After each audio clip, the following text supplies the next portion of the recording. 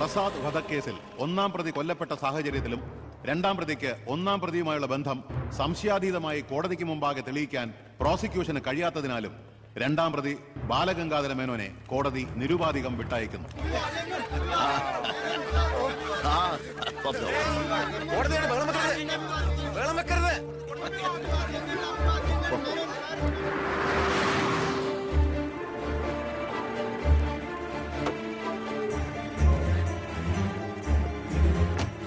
ലക്ഷ്മി, ലക്ഷ്മി, അറിഞ്ഞോ നീ?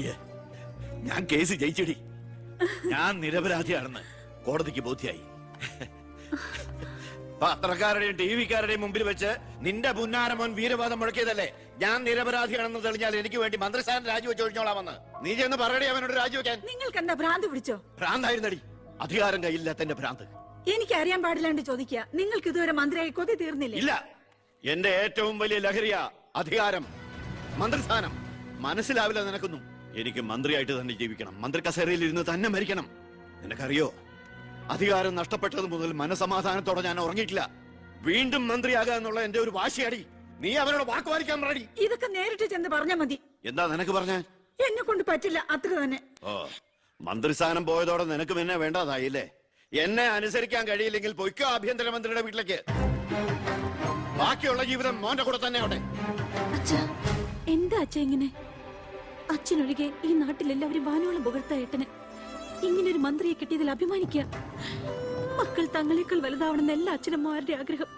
പക്ഷെ അച്ഛൻ അസൂയ, മകൻ തന്നേക്കാൾ വലുതാവുന്നുള്ള എന്റെ അസൂയ.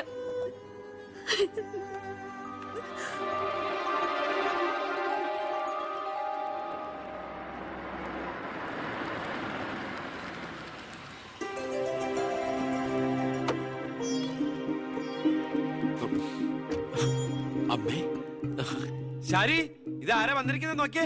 വാമേ. അമ്മേ, നീ പോയൊരു ചായ ഉണ്ടാക്കി കൊണ്ടുവാ.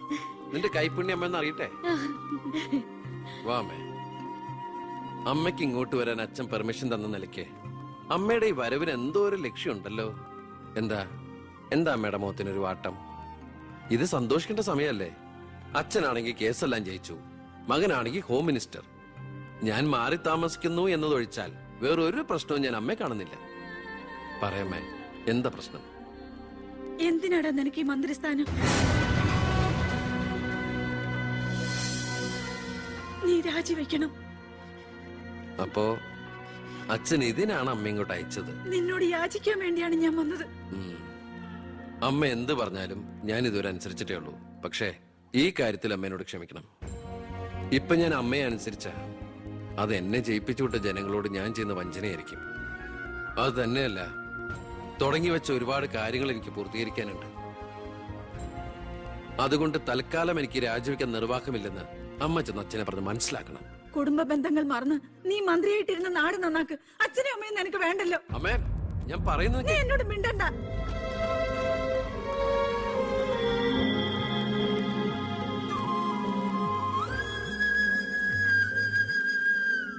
ഇല്ല, അവൻ രാജിവെക്കില്ല.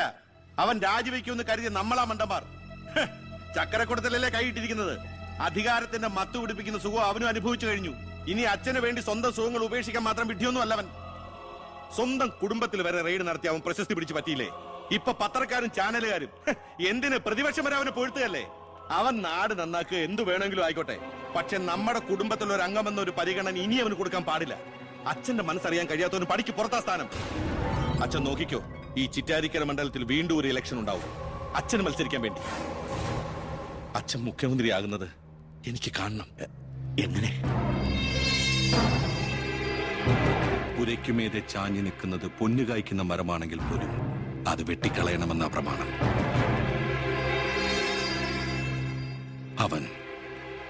അവൻ ഇല്ലാതാകണം.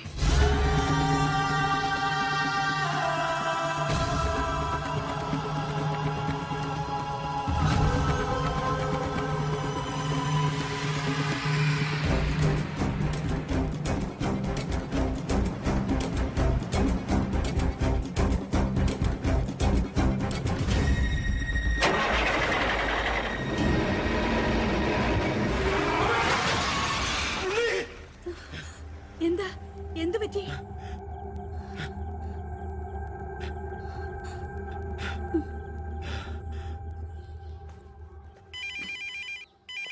ഞാൻ എടുത്തോളാം. ഹലോ ഉണ്ണി, ഉണ്ണി, ഉണ്ണി, നീ എന്താടാ ഒന്നും ഉണ്ടാത്ത്? അച്ഛാ,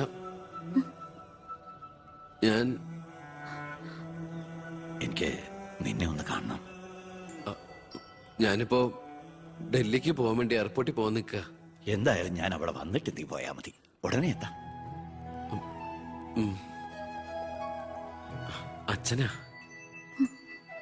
ആ ശബ്ദത്തില് പഴയ സ്നേഹവും വാത്സല്യവും ഒക്കെ എന്നെ ഉണ്ണീന്ന് അച്ഛൻ പണ്ടങ്ങ് വിളിച്ച് കേട്ടതാ. പിന്നെ ഇപ്പഴാ ഇങ്ങോട്ട് വരണുണ്ടെന്ന്. ഈശ്വരാ.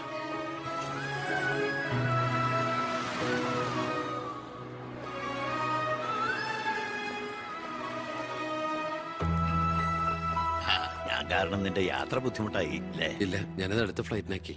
ഓഹോ, വരൂ അച്ഛാ. പെട്ടെന്ന് കാണണമെന്ന് പറഞ്ഞപ്പോ നീ ഒന്ന് പകച്ചു.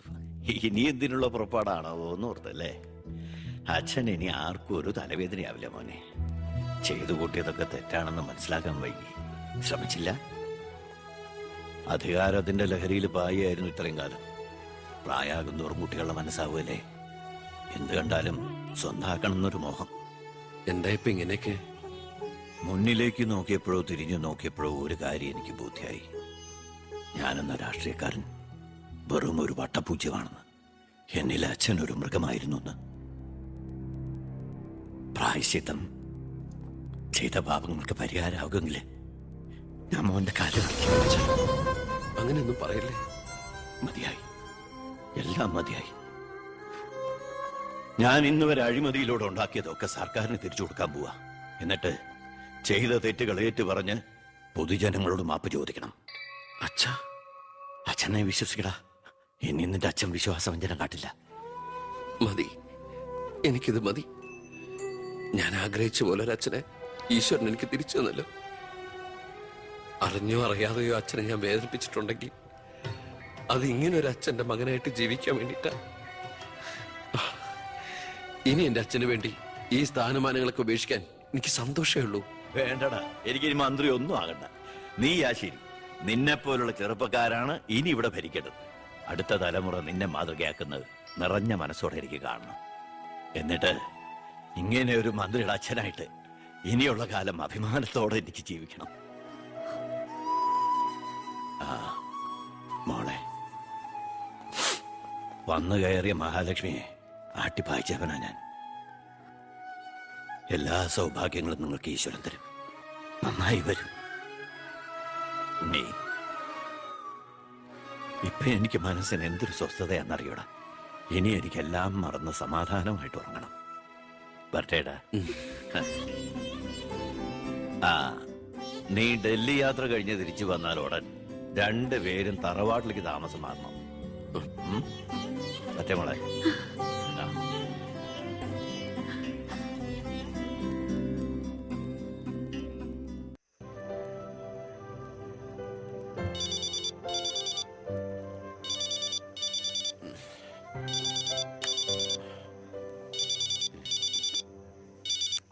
ഹലോ.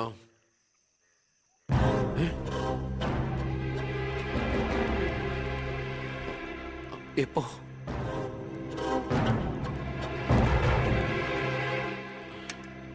മുൻ വിദ്യാഭ്യാസ മന്ത്രി ബാലഗംഗാധര മേനോൻ കാർ അപകടത്തിൽ കൊല്ലപ്പെട്ടു. ആഭ്യന്തരമന്ത്രി ശ്രീ ബി കൃഷ്ണകുമാറിന്റെ പിതാവാണ് കൊല്ലപ്പെട്ട ബാലഗംഗാധര മേനോൻ. സംഭവ സ്ഥലത്തു നിന്നും ലോറി ഡ്രൈവർ ക്ലീനറും ഓടി രക്ഷപ്പെട്ടു.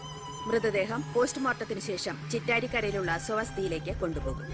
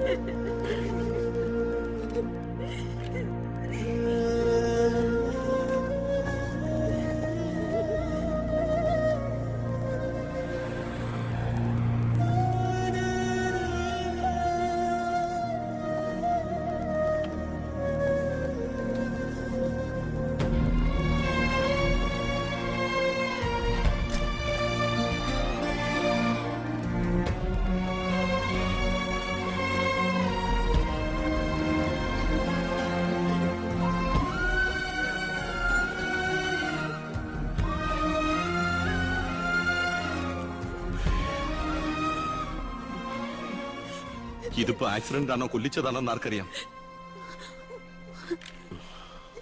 അധികാരം ഒഴിഞ്ഞു കൊടുക്കാതിരിക്കാൻ വേണ്ടി സ്വന്തം മകൻ തന്നെ കൊല്ലിച്ചതാണെന്ന് എല്ലാരും പറയുന്നേ. അയ്യോ,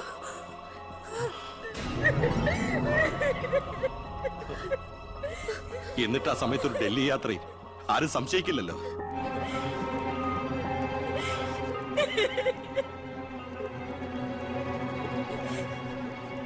അമ്മേ, അച്ഛനേക്കാൾ വലുതാണോ നിനക്ക് അധികാരം, മന്ത്രിസ്ഥാനം? അച്ഛനെ എതിർത്ത് ഒടുവിൽ നീ സ്വന്തം അച്ഛനെ. അമ്മേ, എനിക്ക് നിന്നെ കാണണ്ട, പോ എന്റെ മുമ്പിൽ നിന്ന്.